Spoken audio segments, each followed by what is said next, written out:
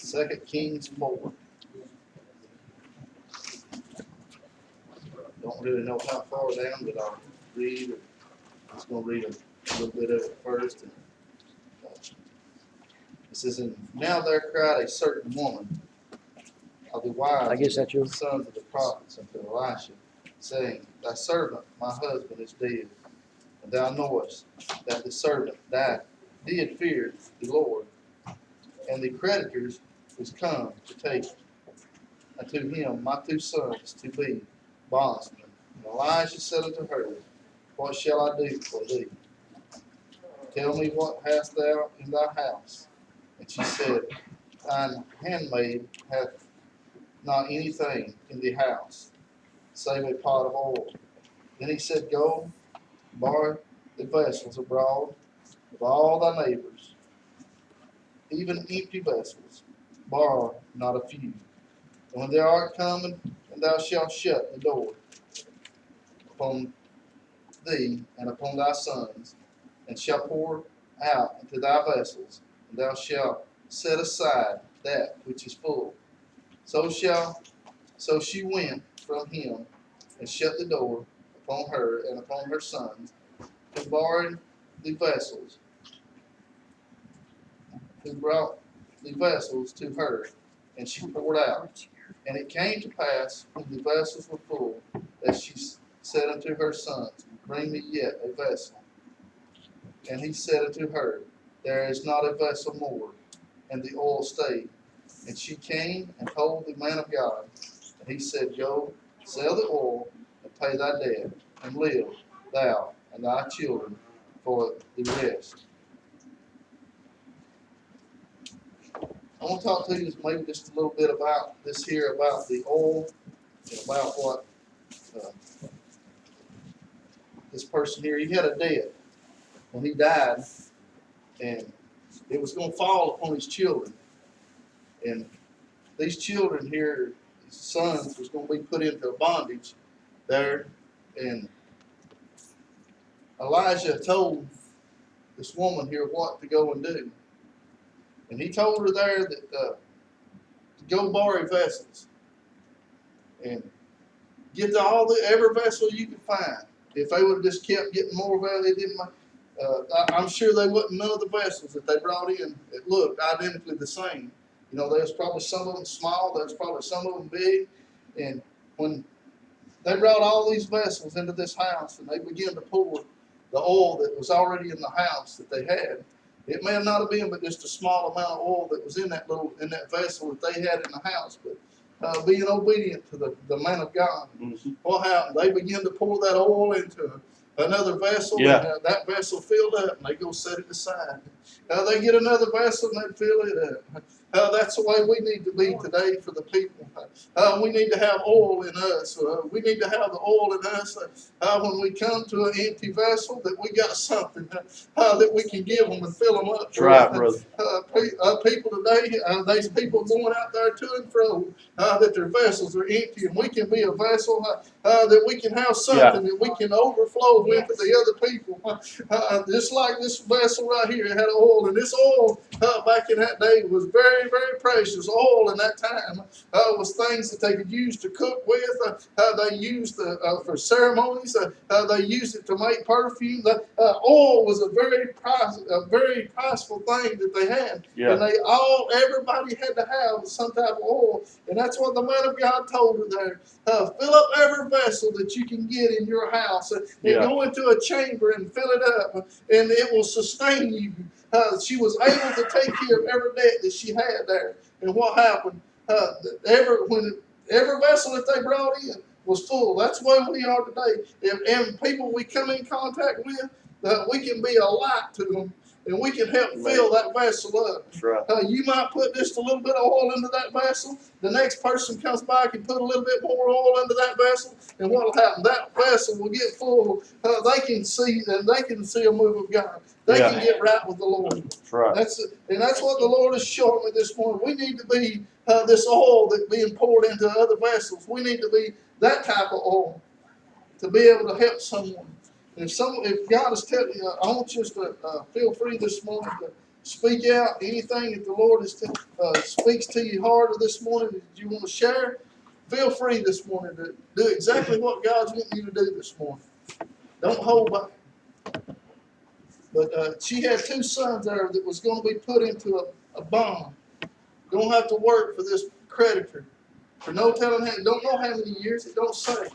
But all it took was the man of God speaking one little thing. And what did she do? She obeyed the man of God. And then if she could have went out there and just got just a few of the vessels, not even got enough. They could not even got enough, and they still wouldn't have, they might not have had enough to pay it off. But he said, then said it, thou go borrow the vessels abroad of all thy neighbors, even empty vessels, borrow not a few, not a few. He was telling her to get everything that you can get your hands on, that you can put oil into. Get everything that you can borrow out there. It don't matter whether, what size it is, whether it's big, small, or whatever. That's the way we need to have, be able to go. And it said that when thou art coming, thou shalt shut the door upon thee and upon thy sons, and shalt pour out into those vessels, and thou shalt set aside that which is full. They didn't have to have no other help. They had all the help that they needed up there in that one house, her and the children, to go and do this. And it came to pass when the vessels were full that she said unto her son, bring me yet a vessel. And he said unto her, thou hast not a vessel more.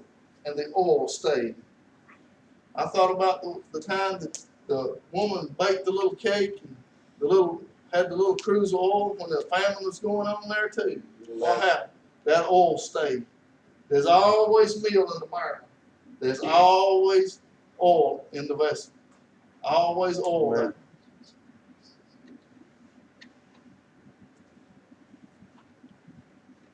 And it fell on the day that, I'll go down a little bit further, and it said, and it fell on the day that Elisha passed to settlement where a great woman, and she contained him to eat bread.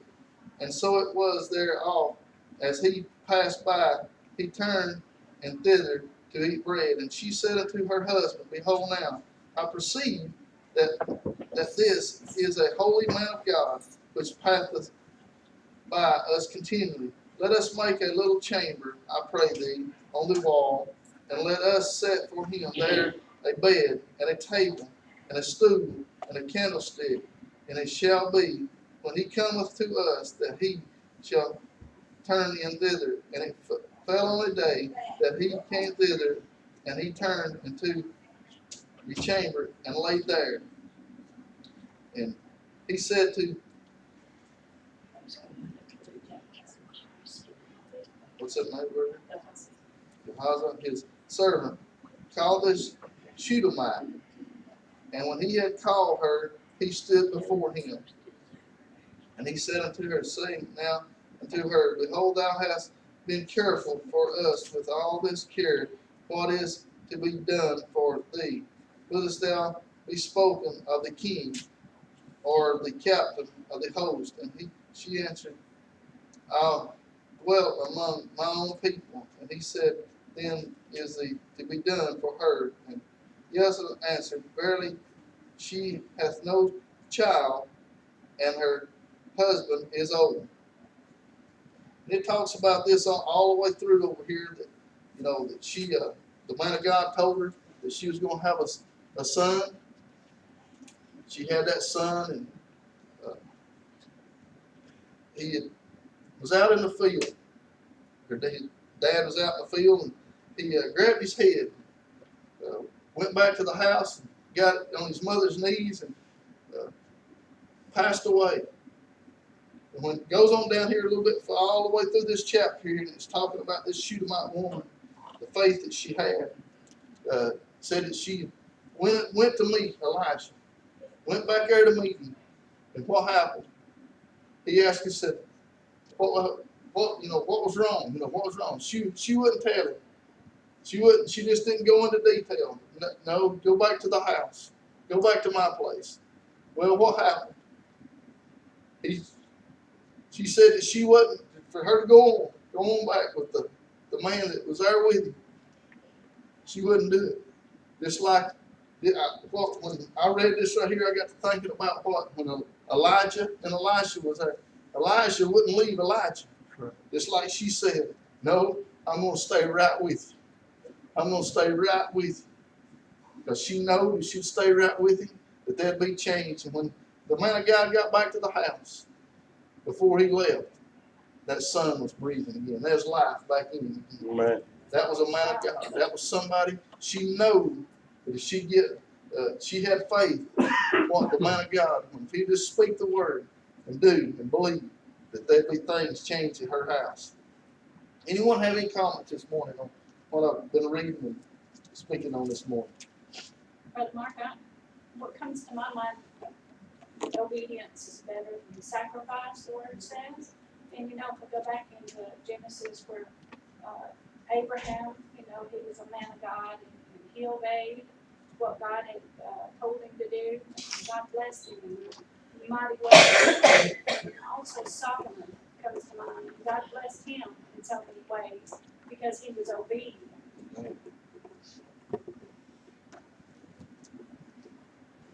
That was in Genesis.